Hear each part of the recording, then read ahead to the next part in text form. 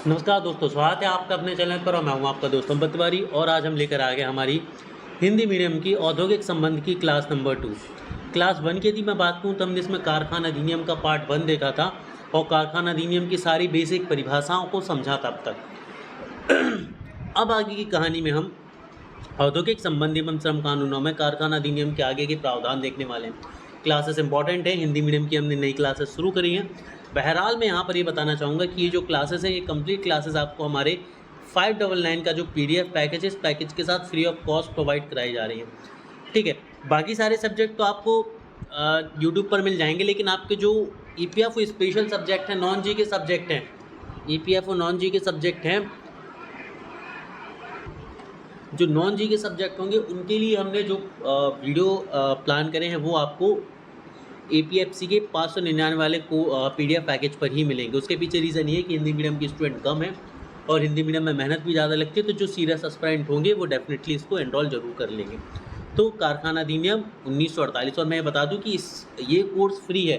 599 वाले के साथ ये फ्री मिल रहा है। 599 का जो कंटेंट है ये पहले से चल रहा है हमारा PDF कोर्स, इसके साथ जो है हिंदी मीडियम के फ्री कोर्स मिलेंगे। जिन स्टूडेंट ने पहले से एनरोल करके रखा है उन्हें अलग से परचेज करने की जरूरत नहीं है। तो अब तक हमने बेसिक डेफिनेशन देख लिए, तो आज हम समझने वाले हैं स्वास्थ्य को। हम सभी को पता है कि 11 से लेकर यदि हम बात करें तो 11 से 20, फिर 21 से 41 और फिर 41 से आगे हम कुछ ऐसे अधिनियम देखने वाले हैं जो अति महत्वपूर्ण अधिनियम है, जिसमें हेल्थ, सेफ्टी एंड वेलफेयर यानी कि स्वास्थ्य, सुरक्षा और वेलफेयर तीनों के ऊपर फोकस किया गया और तीनों के ऊपर जो है वो अलग अलग प्रावधान इस एक्ट में दिए गए और इन्हीं प्रावधानों में से आपसे जो है वो क्वेश्चन पूछ लिए जाते हैं, तो आपको ये याद रखने भी है। फैक्ट्रीज एक्ट 1948 की यदि मैं बात करूँ तो मैंने इसका गैजेट रिविजेशन भी आपको करा दिया, और यदि आपने गैजेट रिविजेशन अच्छे से कराया तो आप बहुत ईजीली डिटेल में इस चीज़ को समझ पाओगे। और मैं सभी बच्चों से बोलूँगा, चाहे आप हिंदी मीडियम से हों चाहे आप इंग्लिश मीडियम से हों, गैजेट रिविजेशंस को बहुत सीरियसली लेना आप सुनिश्चित करें। हम सबसे पहले बात करते हैं स्वास्थ्य की। तो स्वास्थ्य में धारा 11 से लेकर धारा 20 तक स्वास्थ्य के बारे में बात करी गई, यानी कि धारा 11 से धारा 20 तक जो प्रावधान हैं वो स्वास्थ्य के बारे में करे गए। कैसे स्वास्थ्य के बारे में? यानी कि कारखाने में जो भी कर्मचारीगण काम करेंगे, जो भी व्यक्तिगण काम करेंगे, उनके स्वास्थ्य से संबंधित क्या क्या चीज़ें हैं जो उन्हें मुहैया कराई जानी चाहिए, क्या क्या प्रावधान हैं जो होने चाहिए, वो सारी की सारी चीज़ें आपको यहाँ पर देखने को मिलेंगी। इस अध्याय में स्वच्छता, प्रवातन, तापमान, धूल, धूम, प्रकाश, भीड़, पेयजल, शौचालय इत्यादि के संबंध में प्रावधान शामिल हैं। तो इतनी सारी चीज़ों के बारे में बात आपको यहाँ पर इस एक्ट के तहत इन धाराओं में देखने को मिलेगी। तो सबसे पहले हम बात करेंगे धारा 11 की, जहाँ से शुरू होता है। तो धारा 11 में बात करी गई है स्वच्छता से संबंधित, और इसमें बोला गया है कि शौचालय की व्यवस्था जो है वो होनी चाहिए, और शौचालय की व्यवस्था महिला और पुरुषों के हिसाब से सेपरेट होनी चाहिए। इसके बाद धारा 12 की हम बात करें तो धारा 12 में रद्दी वस्तुओं के डिस्पोजल के संबंध में प्रावधान दिए गए हैं कि भाई जो रद्दी वस्तुएं उनका डिस्पोजल किस तरह से होना चाहिए, ताकि यदि उनमें कुछ हार्मफुल चीज़ें हैं तो उसका बुरा प्रभाव कर्मचारियों के, कर्मकारों के शरीर पर ना पड़े। हम पहुँचेंगे धारा 13 पर। धारा 13 की यदि हम बात करें तो धारा 13 प्रवातन एवं तापमान से संबंधित है, यानी कि वेंटिलेशन और टेम्परेचर के प्रॉपर मैनेजमेंट से संबंधित है कि भाई आपको किस तरह से व्यवस्थाएं करनी है ताकि टेम्परेचर जो है वो मेंटेन रहे। ऐसा नहीं होना चाहिए कि जिन क्षेत्रों में गर्मी ज़्यादा पड़ती है या ऐसे कारखाने जहाँ पर आपको मशीनों पर काम करना पड़ता है, भट्टियों पर काम करना पड़ता है, जिसकी वजह से वहाँ पर तापमान अधिक होता है, या ऐसी कारखाने जो बहुत ठंडी जगहों पर हैं, तो वहाँ पर आपको टेम्परेचर मेंटेन करके चलना है। यदि गर्मी बहुत होती है तो आपको पंखे, कूलर, AC की व्यवस्था करानी है। नहीं तो यदि ठंडी जगहों पर काम होता है तो वहाँ पर हीटर की या उच्च तापमान की व्यवस्था करानी है, ताकि किसी तरह का बुरा प्रभाव, दुष्प्रभाव कर्मकारों के शरीरों पर ना पड़े। धारा 14 की बात करें तो धारा धूल और धुएं और अशुद्धता से कारखानों को मुक्त करने की बात करती है। इसका मतलब ये है कि ऐसे सभी कारखाने जहाँ पर धूल, धुआं या आदि चीज़ें हो सकती हैं, तो ऐसे प्रबंध किए जाएँ धारा 14 के तहत कि भाई ये जो चीज़ें हैं ये कारखाने से बाहर निकलें, ताकि ऐसा ना हो कि ये कारखाने में ही रहें और कारखाने में काम करने वाले मजदूरों के स्वास्थ्य के ऊपर बुरा प्रभाव डालें। कारखाना अधिनियम 1948 में आगे बढ़ेंगे तो धारा 15 की तरफ हम चलेंगे। तो धारा 15 में बात करी गई है कृत्रिम आर्द्रलन, यानी कि आर्टिफिशियल ह्यूमिडिफिकेशन की व्यवस्था जो है वो की जानी चाहिए। धारा 16 जो बात करती है, ये बात करती है कि कारखानों में अत्यधिक भीड़ को नियंत्रित कैसे किया जाए, यानी कि इसमें एक क्रम दिया गया है कि कितनी जगह पर कितने लोगों को जो है वो रखा जाना है, कितनी जगह पर कितने लोगों को रखा जाना है। धारा 17 बात करती है कारखानों में प्रकाश की व्यवस्था से संबंधित। धारा 18 जो है ये बात करती है पेयजल कि भाई कर्मचारियों को शुद्ध ठंडा पानी जो है वो उपलब्ध कराया जाना चाहिए। धारा 19 बात करती है शौचालय एवं मूत्रालय से संबंधित, यानी कि लैट्रिन्स एंड यूरिनल्स जो हैं वो अवेलेबल कराए जाने चाहिए। और धारा 20 जो है वो कारखानों में पीक दान यानी कि स्पिटन्स रखने के बारे में बात करती है। तो ये हमने धारा 11 से लेकर धारा 20 तक किया। आपको सीधे तौर पर याद होना चाहिए कि कौन सी धारा में क्या बात करी गई, और ये स्ट्रिक्टली इम्पॉर्टेंट है। ये चीज़ स्ट्रिक्टली इम्पॉर्टेंट है कि आपको ये पता होना चाहिए कि किस धारा में क्या बात करी गई है। यदि आप ये चीज़ नहीं पता करके रखेंगे आपके लिए बहुत समस्या होने वाली है प्यारे बच्चों। ठीक है, चलो बढ़ते हैं आगे की कहानी की तरफ। अब बात करते हैं सुरक्षा। देखो, हेल्थ, सेफ्टी एंड वेलफेयर, तीन चीज़ों को ये कवर करता है। स्वास्थ्य, सुरक्षा और वेलफेयर को ये कवर करता है। तो स्वास्थ्य हमने देख लिया। अब सुरक्षा की बात करें तो सुरक्षा में धारा 21 से जो है सुरक्षा के संबंध में बात शुरू हो जाती है। और नियोजक या प्रबंधक, नियोजक का मतलब ये है कि वो व्यक्ति जो लोगों को काम पर लगा रहा है, या प्रबंधक जो किसी संस्था में प्रबंधन करता है, उसका ये कर्तव्य माना जाएगा कि वह मशीनों पर इस ढंग से बाड़ लगाए कि किसी भी प्रकार की खतरे की संभावना ना रहे। कुल मिलाकर बात यह है कि इसमें धारा 21 से लेकर धारा 41 तक हम पढ़ेंगे। हर एक धारा में सुरक्षा संबंधी अलग अलग प्रावधान हैं जो कि कार्य क्षेत्र में या कारखाने में या भिन्न भिन्न तरह के कारखानों में कर्मचारियों की सुरक्षा से संबंधित है। तो इसमें कुछ बहुत ही ज़रूरी जो प्रावधान है उनको हम डिस्कस करेंगे। ठीक है, इसमें आगे भी कुछ प्रावधान है। तो धारा 21 में बात करी गई है कि नियोजक या प्रबंध का यह कर्तव्य है कि वह मशीनों पर इस ढंग से बाड़ लगाए कि किसी प्रकार की खतरे की संभावना ना रहे। ठीक है, किसी प्रकार की खतरे की संभावना ना रहे। ठीक है, तो ये तो हो गया धारा 21। अब यहाँ पर जो है वो धारा 42 के बाद की स्थितियाँ आ गई, यानी कि वेलफेयर के बाद की स्थितियाँ आ गई हैं। तो क्या बात करी गई है कि आश्रय, विश्रामालय और मध्याह्न भोजन कक्ष, तो ये सब चीज़ें धारा 47 के अंदर उपलब्ध कराई जा रही हैं। किसके अंदर उपलब्ध कराई जा रही हैं? धारा 47 के अंदर। यहाँ पर मैं बता दूँ कि 21 से 41 तक सुरक्षा की बात करी गई है। इन्हें बहरहाल हम आगे समझने वाले हैं। ठीक है, तो अब यहाँ पर हम बात करें धारा 47 की। तो धारा 47 के अनुसार किसी कारखाने में यदि 150 से अधिक कर्मचारी हैं तो यहाँ पर कुछ प्रावधानों की बात करी गई है कि आश्रय, विश्रामालय और मध्याह्न भोजन कक्ष जो हैं वो उपलब्ध कराए जाएंगे यदि 150 से अधिक कर्मचारी हैं। तो धारा 47 के अनुसार बात करेंगे शिशुगृह। शिशुगृह यानी कि क्रीचेस की बात करी गई है, ये भी वेलफेयर में आता है। और इसमें क्या बोला गया है, धारा 48 के अनुसार यदि किसी भी ऐसी संस्था है जिसमें महिलाओं की संख्या 30 से अधिक है, जहाँ पर महिलाओं की संख्या 30 से अधिक है, तो वहाँ पर शिशुगृह का होना अति अनिवार्य है। ठीक है, एक बार फिर से इसे ध्यान से सभी लोग सुन लीजिए कि यदि कोई ऐसा संस्थान है जहाँ पर धारा 48 के अनुसार महिलाओं की संख्या 30 या इससे अधिक है, तो वहाँ पर शिशुगृह यानी कि क्रीचेस का होना अनिवार्य है। आगे बढ़ते हैं धारा 49 के तहत। धारा 49 की यदि मैं बात करूँ तो कल्याणकारी यानी कि कल्याणकारी अधिकारी यानी कि वेलफेयर ऑफिसर की बात करी गई है। वेलफेयर ऑफिसर के अनुसार ऐसे कारखाने जहां कर्मकारों की संख्या 500 या इससे अधिक है, वहां पर जो है आपको एक वेलफेयर ऑफिसर अपॉइंट करना पड़ेगा, नियुक्त करना पड़ेगा। ऐसे कारखाने जहां कर्मचारियों की संख्या 100 से कम है, श्रम कानून अधिकारी रखने के लिए कानूनी बाध्यता नहीं है। तो आप लोग एक चीज़ ध्यान से समझ लीजिए कि यदि कहीं 100 से कम कर्मचारी हैं तो इस तरह के किसी भी अधिकारी को रखने की ज़रूरत नहीं है, लेकिन 500 इससे अधिक हैं तो अति अनिवार्य है। 100 से 500 में रखना जो है वो ज़रूरी है, लेकिन इस पर कोई दंड नहीं होगा। साप्ताहिक घंटे की बात करें हम तो धारा 51 के अनुसार साप्ताहिक घंटे यानी कि एक सप्ताह में आप लगभग कितने घंटे काम करा सकते हैं। तो वर्तमान समय में एक सप्ताह में आप 48 घंटे अधिकतम किसी भी व्यक्ति से कार्य करा सकते हैं। ठीक है, और काम की अवधि बढ़ाई जा सकती है यदि कर्मकार अधिनियम से मंजूरी प्रदान की जाती है। ठीक है, यदि जो है अधिनियम से मंजूरी प्रदान की जाती है तो इसके कार्य के घंटों को भी बढ़ाया जा सकता है। यदि राज्य सरकार इसके लिए अनुमति प्रदान करती है तो भी कार्य के घंटों को जो है वो बढ़ाया जा सकता है। ठीक है, मुख्य तौर पर 48 घंटे एक हफ्ते में अधिकतम काम आप करा सकते हैं। अब चाहे आप 8-8 घंटे के 6 दिन ले लीजिए या इस घंटों को बढ़ा दीजिए, तो आपको 48 घंटे से अधिक आप काम नहीं करा सकते। लेकिन यदि आप बढ़ाते हैं तो उसके लिए कर्मकार को अधिनियम से मंजूरी देनी होगी और राज्य सरकार को भी इसमें अपनी सहमति प्रदान करनी होगी। इसके अलावा दैनिक कार्य के घंटों की बात करी गई है, तो दैनिक कार्य के घंटों की अवधि अधिकतम 9 घंटे होगी। अब सब लोग बोलेंगे सर यदि 9 घंटे काम करेंगे और 6 दिन काम होते तो 9 × 54 हो रहे हैं। तो मैं आपको बता दूं कि अधिकतम एक दिन में 9 घंटे आप काम करा सकते हैं, लेकिन वो किसी भी स्थिति में क्यूमुलेटिव एक हफ्ते में 48 घंटे से ज़्यादा नहीं हो सकता, ये बात भी है, ठीक है। तो इस चीज़ में कंफ्यूज किसी को भी नहीं होना है, ठीक है।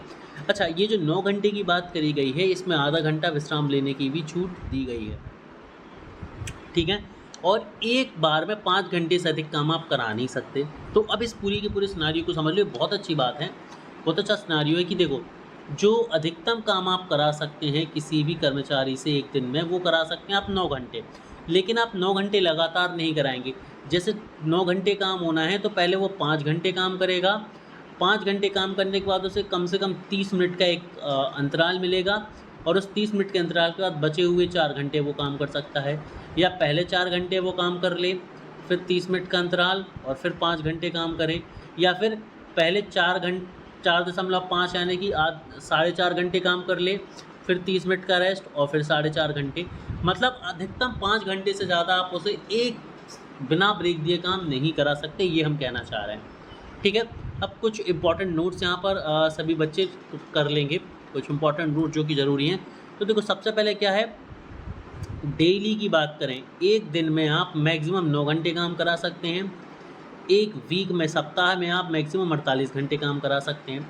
अब यदि आपने किसी हफ्ते में 9 घंटे काम करा लिया है तो उस हिसाब से आपको ये समझना होगा कि आप भले ही 9 घंटे एक दिन में काम करा रहे हैं, लेकिन बाकी के 5 दिन आपको इस तरह से काम कराना होगा कि पूरे हफ्ते का कार्य 48 घंटे से ज़्यादा ना हो, ठीक है। यानी कि आपने किसी दिन 9 घंटे करा लिया तो आप किसी दिन आपको 7 घंटे भी कराना पड़ेगा एवरेज करने के लिए चीज़ों को, ठीक है। इसके बाद बात क्या करी गई है, एक साथ 5 घंटे से ज़्यादा आप काम नहीं करा सकते, यानी कि आपने यदि 5 घंटे अधिकतम उसने कार्य कर लिया है तो 30 मिनट का उसे ब्रेक देना अनिवार्य होगा, ठीक है। आई गेस ये सभी बच्चे इस चीज़ को समझ गए होंगे। अगला क्वेश्चन है अपराधों का प्रसंज्ञान अथवा नियमों का उल्लंघन। तो इसमें धारा 105 को लिया गया है और क्या बोला गया है कि धारा 105 में अपराधों को देखने संबंधी न्यायालयों के क्षेत्राधिकार का उल्लेख है। धारा 105(2) में ये स्पष्ट रूप से लिखा है कि केवल प्रेसिडेंसी मजिस्ट्रेट या प्रथम श्रेणी के मजिस्ट्रेट को ही अधिनियम के अधीन दंडनीय प्रावधानों को देखने की अधिकारिता प्राप्त होगी। अब यहाँ से एक बहुत सुपर इम्पॉर्टेंट फैक्ट निकल कर आ रहा है, सुपर इम्पॉर्टेंट फैक्ट निकल कर आ रहा है। और सुपर इम्पॉर्टेंट फैक्ट निकल कर क्या आ रहा है, वो ये है कि अपराधों के प्रसंज्ञान अथवा नियमों का उल्लंघन में ये बोला गया है कि धारा 105 में अपराधों को देखने न्यायालय का क्षेत्राधिकार बताया गया है कि भाई न्यायालय का कितना क्षेत्राधिकार है। तो इसके हिसाब से इसमें धारा 105 की उपधारा 2 में ये प्रबंध किया गया है कि इस अधिनियम के अधीन यदि किसी को दंडित किया जाता है तो ऐसे प्रकरणों को केवल या तो प्रेसिडेंसी मजिस्ट्रेट देख पाएंगे या प्रथम श्रेणी के मजिस्ट्रेट देख पाएंगे। ये आपको याद रखना है, ये बहुत इंपॉर्टेंट पॉइंट है, इसको नोट भी कर सकते हो आप लोग।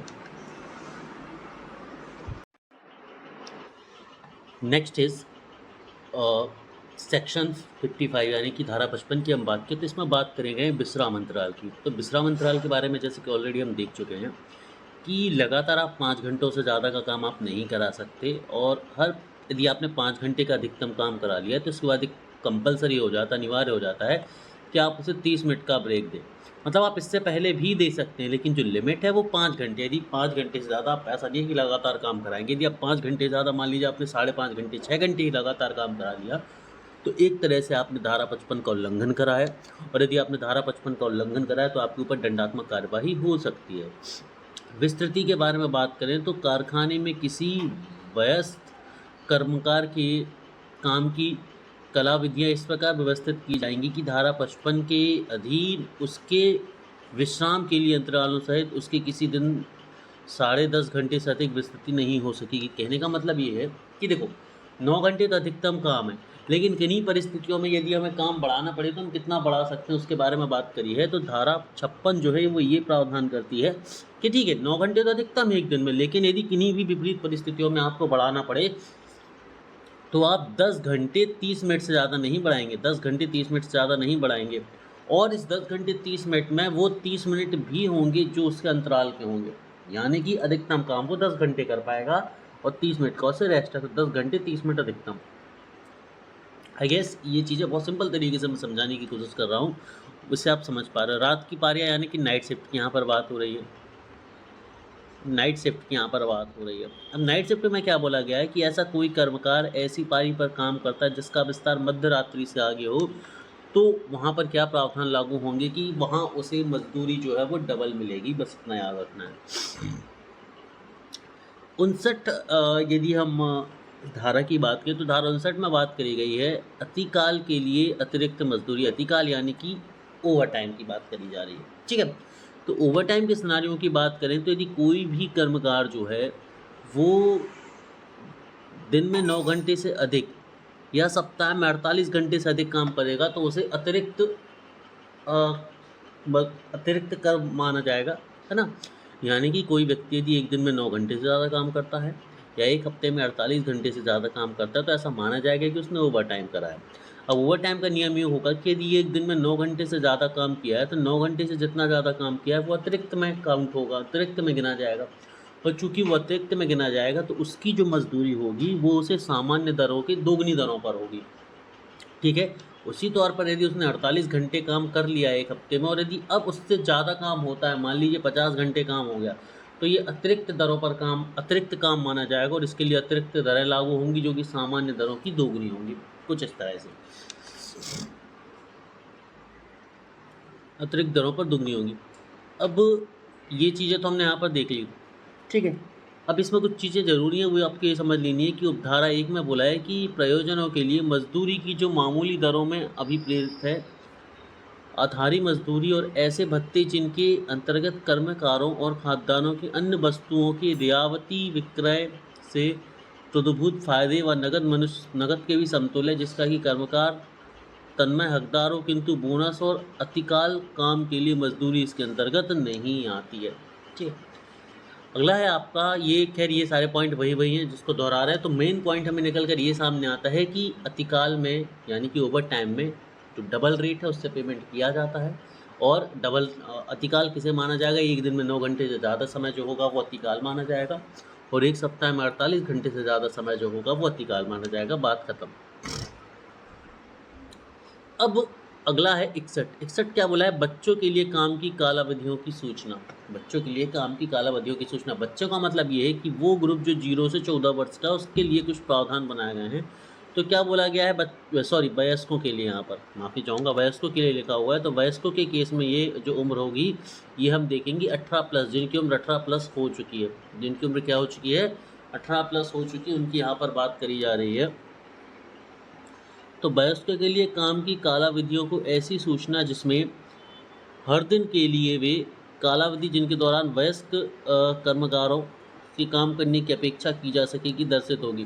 धारा 108 के उपधारा 2 के अनुसार हर कारखाने में संप्रदर्शित की जाएगी। मतलब ये है कि जो काम करने की नियमावली है उसको धारा 108 के अनुसार प्रदर्शित किया जाएगा, जो नोटिस है उसे 108 के अकॉर्डिंग लगाया जाएगा, ठीक है। उपधारा में ये भी करी गई है कि जो सूचना होगी जो दर्शित कालावधियों की स्थिति होगी वो 51 से लेकर 58 तक के उपबंधों में से किसी उपबंध पर काम नहीं करेंगे, ठीक है। और जितने भी वयस्क लोग होंगे वो इसी समय पर काम करने के लिए अपेक्षित होंगे, मतलब इसी पर्टिकुलर टाइम में उन्हें काम करना होगा, ठीक है। नेक्स्ट की तरफ हम बढ़ते हैं। अगला है वयस्कों के लिए रजिस्टर। वयस्कों के लिए रजिस्टर मेंटेन करने की बात करी गई है धारा 62 में। धारा 62 में क्या बोला गया है कि प्रत्येक कार्यस्थल में ज़रूरी होगा कि वो वयस्कों के लिए एक रजिस्टर बनाए। ये बहुत ज़रूरी होगा कि वो वयस्कों के लिए एक रजिस्टर बनाए और उस रजिस्टर में कुछ चीज़ों को नोट करेगा। वो रजिस्टर में किन किन चीज़ों को नोट करेगा, वो वयस्क कर्मचारियों के रजिस्टर की बात हम कर रहे थे। तो वयस्क कर्मचारियों के लिए जो रजिस्टर बनाया जाएगा वो कुछ इस तरह से बनाया जाएगा कि जिसमें सारी की सारी जानकारी होगी कि कितने लोग काम करते हैं और उनके बारे में कुछ और जानकारियाँ जो अधिनियम के तहत होगी, जैसे कि कारखाने में प्रत्येक वयस्क कर्मकार का नाम होगा उस रजिस्टर में, उसके पास कौन सा काम है, किस तरह का वो काम करता है, उसकी प्रगति, वह समूह यदि कोई हो जिसमें वह सम्मिलित किया गया, यानी कि यदि वो किसी ट्रेड यूनियन में है या किसी और विशेष प्रकार के समूह में उसे रखा गया है नियोक्ता की तरफ से, तो वो भी लिखा जाएगा। जहाँ उस समूह पारियों में काम करता है वह टोली जिसमें उसे रखा गया है वो, मतलब जैसे यदि मान लीजिए काम करने के लिए कोई विशेष ग्रुप बनाया गया है तो उसे किस ग्रुप में रखा गया है, ठीक है। ऐसी अन्य विधियाँ जो वैधित हों तो एक रजिस्टर बनाया जाएगा। तो याद रखना रजिस्टर पर क्वेश्चन आ जाता है। तो जो सेक्शन 62 है, जो सेक्शन 62 है वो बात करता है किसके बारे में, रजिस्टर बनाने के बारे में।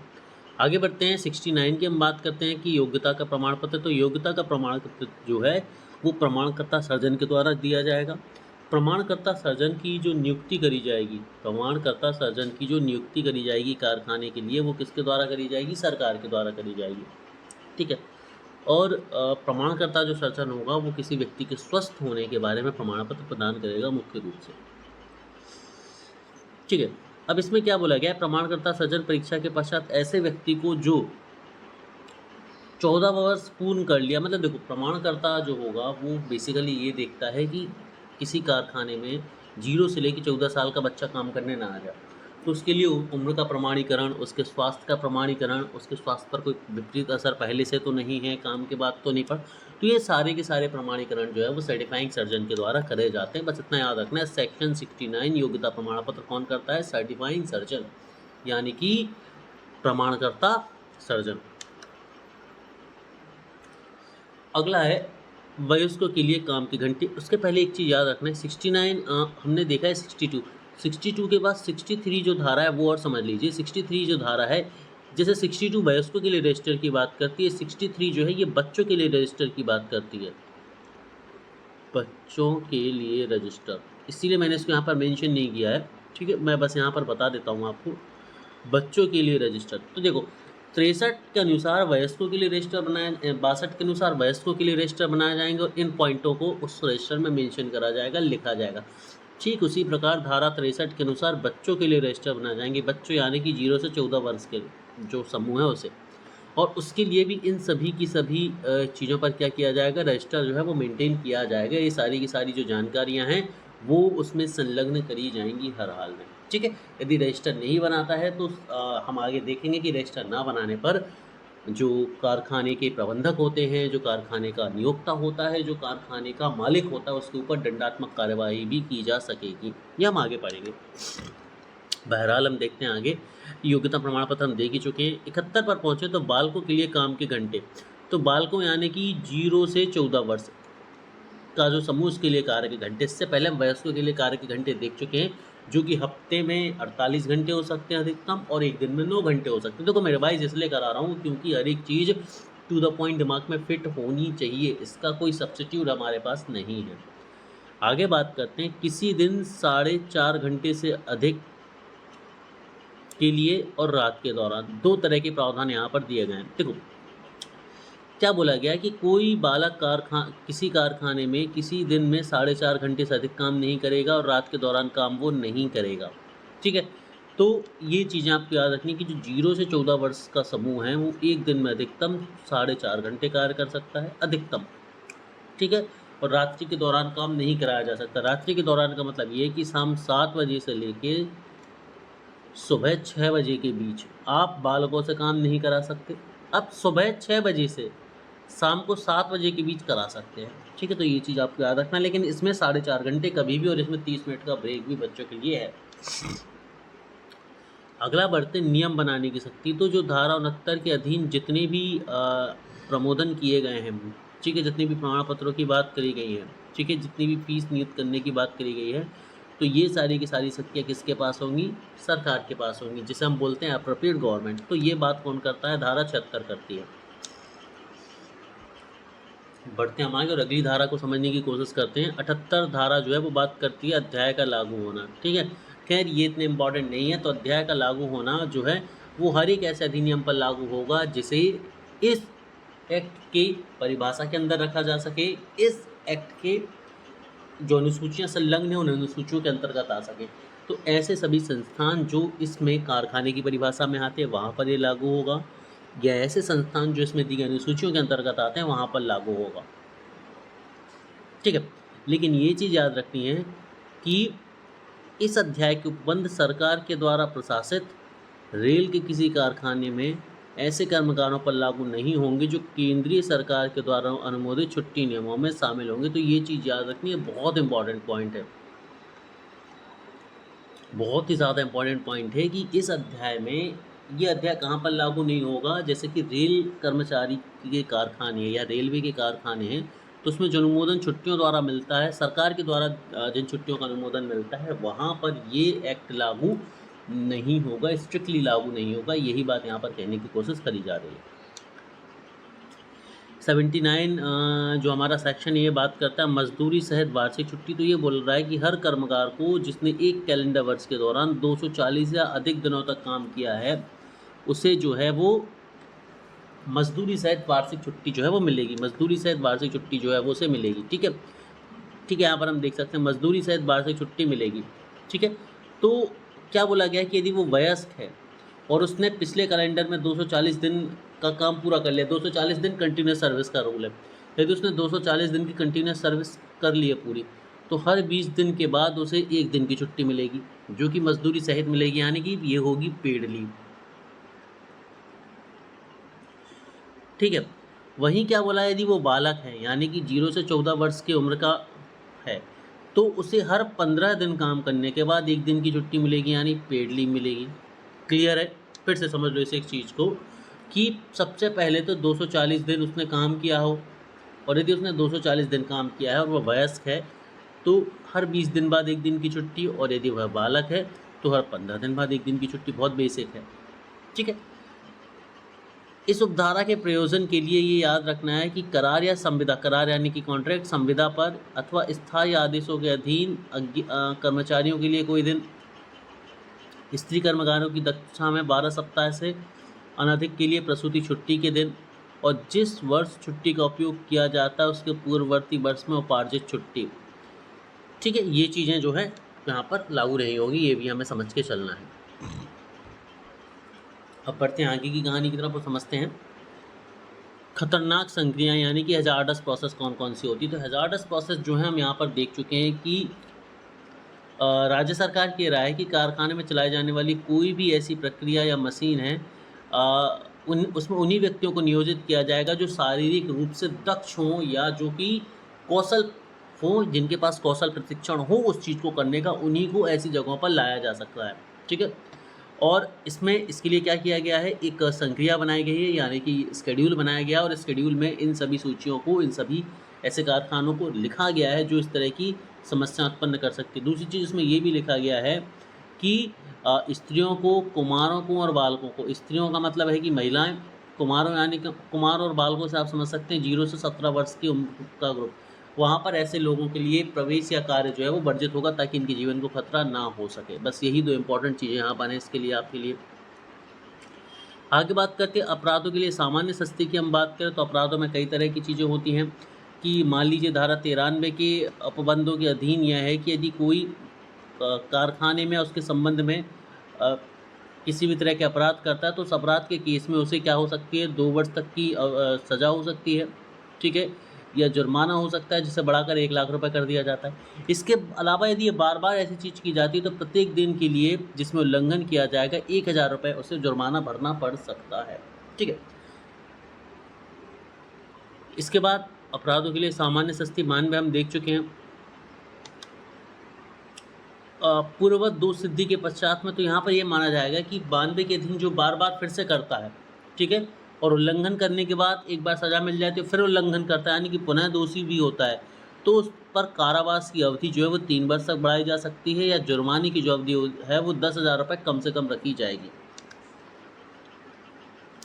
निरीक्षकों को बाधित करने की सस्ती, यानी कि यदि 95 के अधीन, धारा 95 के अधीन कोई व्यक्ति निरीक्षकों को परमाइसिस में आने से रोकता है, निरीक्षक को कारखाने में आने से रोकता है, तो उस स्थिति में उसे कारावास होगा, जिसकी अवधि कितनी होगी, जिसकी अवधि 6 माह तक हो सकेगी, और जुर्माना 10,000 तक हो सकेगा, या फिर दोनों चीज़ें भी दंडनीय होंगी। धारा 96 ने क्या बोला कि 91 के अधीन विश्लेषण के परिणाम में दोष पूर्णता प्रकट कर देने की सस्ती, यानी कि किसी का कोई विश्लेषण हुआ, ठीक है, विश्लेषण हुआ और विश्लेषण में गलत जानकारी प्रदान कर दी जाती है तो उस केस में कारावास होगा। कारावास होगा तो जो कारावास होगा वो 6 माह का होगा, जुर्माना 10,000 रुपये तक का होगा या फिर दोनों हो सकते हैं। जुर्माना 10,000 का होगा या फिर दोनों चीज़ें जो हैं वो भी संभव हैं, ठीक है। तो आई गेस यहाँ पर चीज़ें जो है वो सभी बच्चों को बढ़िया तरीके से समझ आ गई होंगी, ये एक्ट भी बढ़िया तरीके से समझ आ गया होगा। यदि स्टिल कोई समस्या है तो आप लोग मुझे लाइव चैट के थ्रू बता सकते हैं, कमेंट्स के थ्रू बता सकते हैं, और यदि आप इस क्लास को डिटेल में लेना चाहते हैं तो 599 वाले कोर्स के साथ ये क्लास बिल्कुल फ्री उपलब्ध है आपके लिए। Have a great day everyone.